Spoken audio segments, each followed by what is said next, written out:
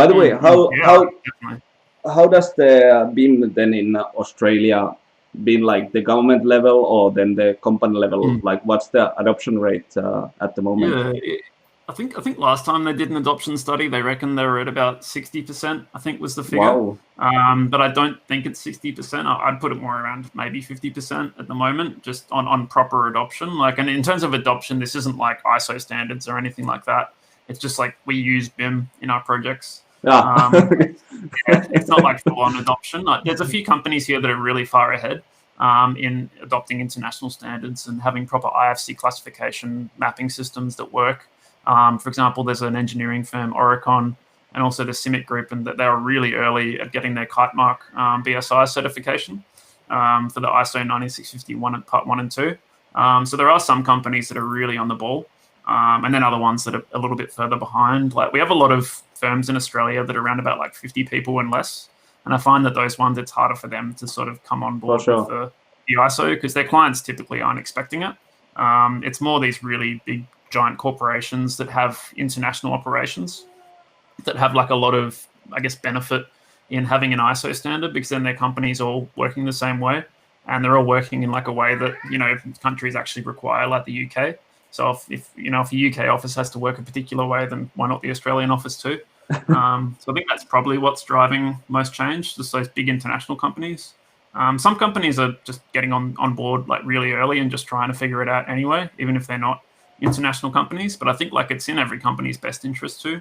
The challenge too is knowledge. Like, sometimes BIM managers are quite young and they don't know what's going on in the industry, so they might not even know about ISO 19650, for example, or other standards by Building Smart, for example. So it's hard to know everything too. So that's sort of holding back maybe some companies. But I'd say that the BIM adoption rate is definitely growing. And I think the quality of BIM is increasing a lot. Like, the focus isn't as much on 3D anymore. It's more about data now. I think people are getting more intelligent with how their model reports data and how they can schedule and extract quantities and how they can compute their workflows using that as well.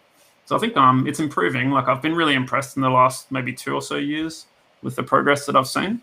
And all the companies I've worked at, I'd say they were quite far ahead for their time as well. So it's good. Yeah. How about yourself? How are things on your side?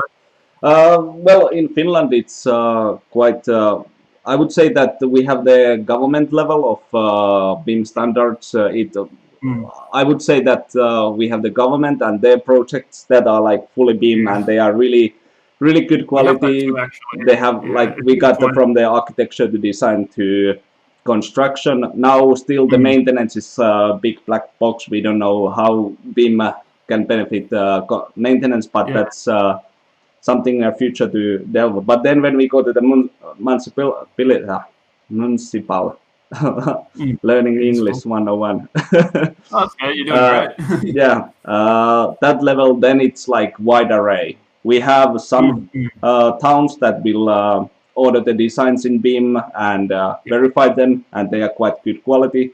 But then we have also towns that we get PDFs and that's it.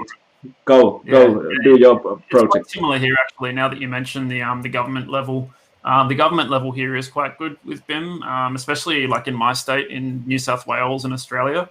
Like, the transport organisation here is quite on board with like all the international workflows, so they're quite ahead. They're really moving down the digital twin sort of path as well. Nice. Trying to find ways to actually use the BIM model itself. And the health organisation in my state is quite good as well. I guess because that they've got like a massive system to manage, so they're using you probably know Dorofus, like the database software. They've essentially like forced everyone on their projects to use it, so all their projects have consistent data standards, which is pretty impressive. And they have their own BIM library that they let people use as well, so you don't have to worry about not having content. And so there are some good initiatives that we're seeing here and there in Australia when it comes to government. And sometimes that brushes off onto organisations as well that have worked with the government on projects, and they say, hey, we should be working like this too. So that's been good. But there's no like hard mandates at the moment. I know in Queensland, up north from where I am, there is, I think, like a mandate. I think it might be active now, where any project over, I think it was $50 million that has to use BIM, which is great. So similar to the UK, where above, I think in the UK it's even less than that, but they have to use BIM above a certain scale. Yeah, that's mandatory.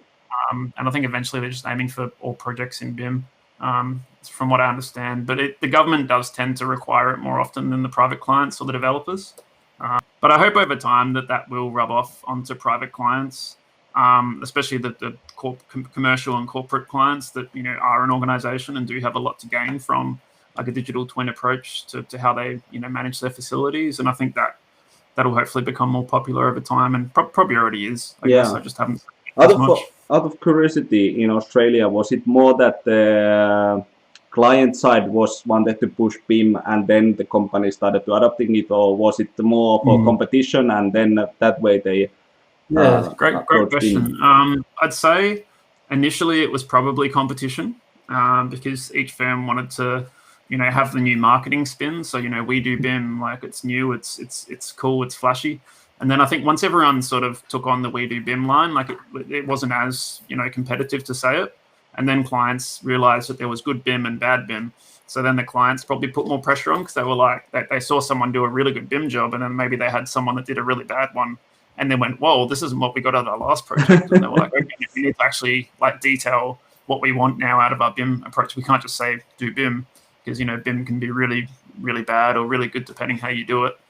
So I think that probably was then when the clients got more involved, when they saw the quality difference in how our project was set up. And that's when we started seeing like clients that had BIM management plan templates and actually held BIM meetings at the start of their projects and said, we want to meet your BIM manager, whoever they are, bring them in the room and we'll talk to them at the start of the project. And sort of like the employer information requirement approach quite early in a lot of projects I was on, where we got to meet the client before we even started modeling, and they just said, listen, these are our goals and this is what the model needs to do. And a lot of the time someone would go, that's not in the contract, but I'd say, what, we should be doing this anyway. So I don't have a problem with that. So yeah, I think there was quite a lot of early push from clients. There are still some clients that don't really have much interest in BIM, mainly developers. I noticed that they're not that invested, because it's more about profit and how you can make money.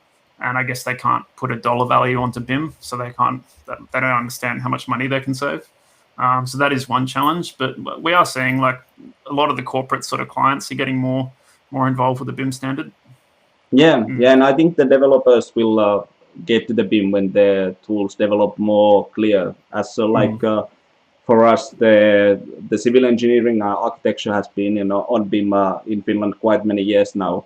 But like last couple of years, we have as a like construction company, we have started to really adopt BIM, because it's like the design or the BIM models itself, even if they have the property information, is not valuable for us. We need to cut them and make them lines and dots and everything that it's suitable for our equipment. So I think the transition is really, really difficult. Yeah. When you can build the comparison, I think that's where it becomes easier to sell the concept of BIM to clients. Like if you can literally say, listen, this is like a business case we did for you like 5 years ago, and this is a project we did for you last year, and like this is the money we saved, and we can label it based on this. If you can build those business cases, I noticed that really helps sell BIM